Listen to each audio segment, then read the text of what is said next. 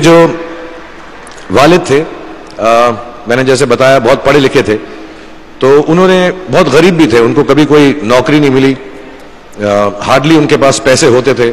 जो भी बिजनेस उन्होंने शुरू किया, इतनी तालीम हासिल करने के बाद भी वो फेलियर ही रहा।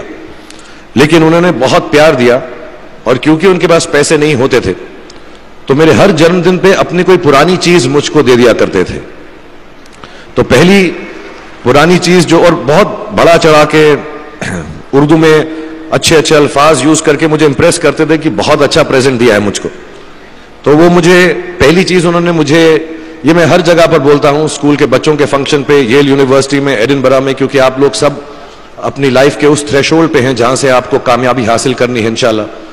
सो पहली चीज जो उन्होंने मुझे दी थी, उन्होंने मुझे अपना शतरंज का सेट दिया था, टूटा फूटा सा। वो शतरंज हर रोज खेलते थे। हनुमान मंदिर के जो हेड प्रीस्ट थे, पंडित थे, उनके साथ रात को जाके मेरे वालिद जो हैं शतरंज खेलते थे। और उन्होंने मुझे कहा कि शतरंज से आप जिंदगी के बारे में बहुत कुछ चीजें सीख सकते हैं। पहली ये कि कोऑपरेशन और साथ मिलजुल कर काम कैसे करना है। दूसरी ये कि जिंदगी में आगे बढ़ने के लिए कभी कभी पीछे भी हटना पड़ता है। तीसरी ये कि जो छोटे लोग होते हैं, जो आप समझते हैं, कई लोग ऐसी बात मानते हैं, जो पॉन्स होते हैं, जो प्यादे होते हैं, उनकी सबसे ज्यादा इज्जत करना जिंदगी के अंदर। कोई भी इंसान छोटा नहीं होता, हमेशा हमेशा जिंदगी में काम आता है।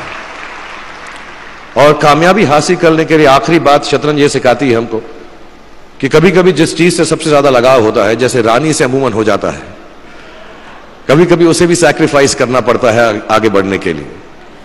दूसरी चीज जो उन्होंने मुझे दी, मेरे पास है वक्त, 2 मिनट बोल सकता हूं मैं, सॉरी।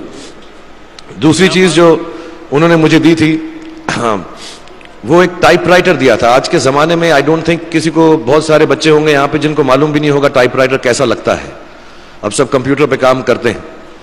तो टाइपराइटर के ऊपर जब आदमी लिखता है और अगर गलत लिखता है तो उसको मिटाने में बहुत तकलीफ होती है। So you have to be very diligent, बहुत ध्यान से लिखना पड़ता है। हम गलती नहीं कर सकते।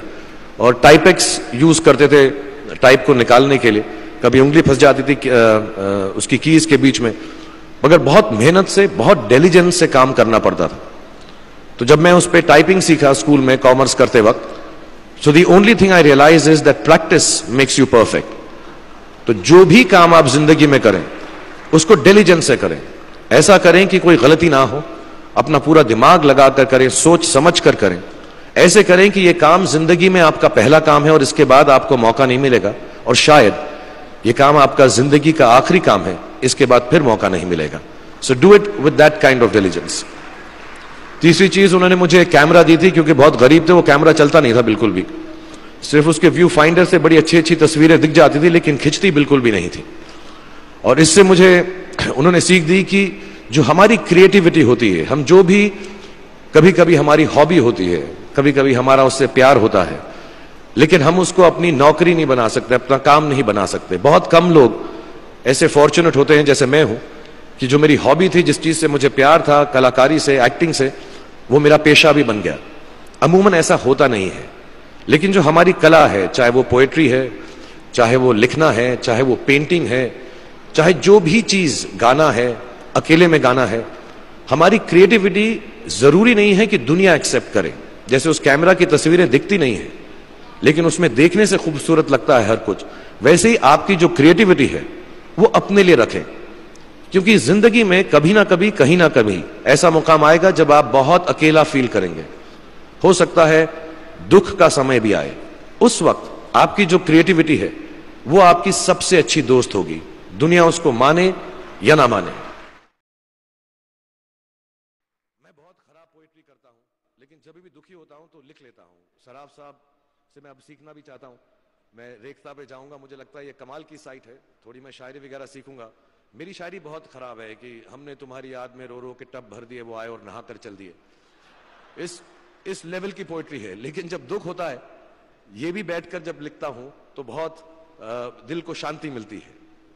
आखिरी चीज मेरे वालिद ने मुझे दी थी, वो दोनों मिक्स है, मैं जल्दी खत्म करता हूं क्योंकि आप लोगों के पास वक्त नहीं है, आप लोगों को अपनी डिग्रीज लेनी है, सोच रहे होंगे इतना वक्त जाया कर रहा है हमारा ये।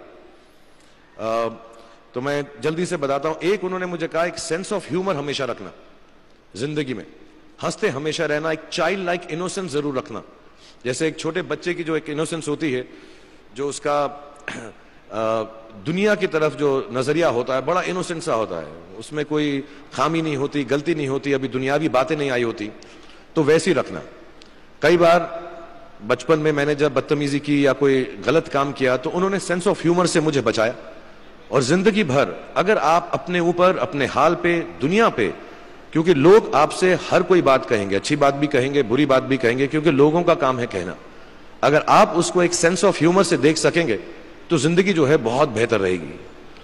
And last not the least, what my father gave me, what my mother gave me and what your parents have given you, आपके जो पेरेंट्स हैं जो आपको दिया है, वो सबसे बड़ी गिफ्ट है, गिफ्ट ऑफ लाइफ।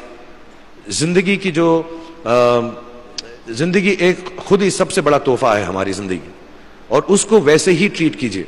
जिंदगी के अंदर जो भी मुकाम आए, जैसी भी चीजें हो, अच्छा हो बुरा हो, कभी अंधेरा हो कभी उजाला हो, हर चीज को रिस्पेक्ट कीजिए और जिंदगी में ग्रेस रखिए हर इंसान की तरफ। हर इंसान जो भी आपसे जो भी बात करेगा वो अपनी मुसीबत के हिसाब से करेगा, अपनी हैसियत के हिसाब से करेगा, कभी गलत बात भी बोलेगा, ऊंची बात भी बोलेगा। जब आप काम करेंगे, जब आप बड़ी बड़ी कंपनीज के अंदर नौकरी हासिल करेंगे, आपका हमेशा झगड़ा रहेगा, जो मेरा जूनियर है वो ऐसी बात करता है, मेरा सीनियर जो है ऐसी बात करता है। लेकिन सब जो हैं जिंदगी से जूझ रहे हैं, इस जिंदगी में कुछ बनने की कोशिश कर रहे हैं। सो वो ग्रेस जो है, वो लीवे जो है, हर किसी को दीजिएगा जो आपके साथी हैं, जो आपके साथ साथ काम कर रहे हैं, जो आपका साथ काम नहीं भी कर रहे और जो आपका साथ नहीं भी दे रहे। ग्रेस से बड़ी चीज आप जिंदगी को वापस नहीं लौटा सकते। ये 4-5 चीजें याद रखिएगा। याद रखिएगा, नहीं रहे तो कोई बात नहीं। आप लोग बहुत कुछ अभी इस जगह पर इल्म हासिल कर चुके हैं और मुझे उम्मीद है और मुझे यकीन है कि आप जो भी करेंगे जिंदगी में बहुत कामयाब होंगे।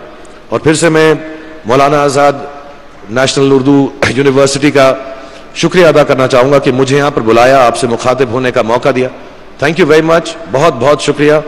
और आप, मुझे मालूम है कुछ टीचर्स जो होंगे यहां पर बैठे होंगे जो आपके फेवरेट नहीं भी हैं, जो बहुत स्ट्रिक्ट होंगे, डांटते भी होंगे आपको, उनको सबसे ज्यादा याद रखिएगा जब आप इस यूनिवर्सिटी से बाहर जाएंगे, क्योंकि जो सबसे ज्यादा टीचर आपसे स्ट्रिक्ट थे वो एक्चुअली सबसे ज्यादा आपसे प्यार करते थे। Thank you very much for having me here.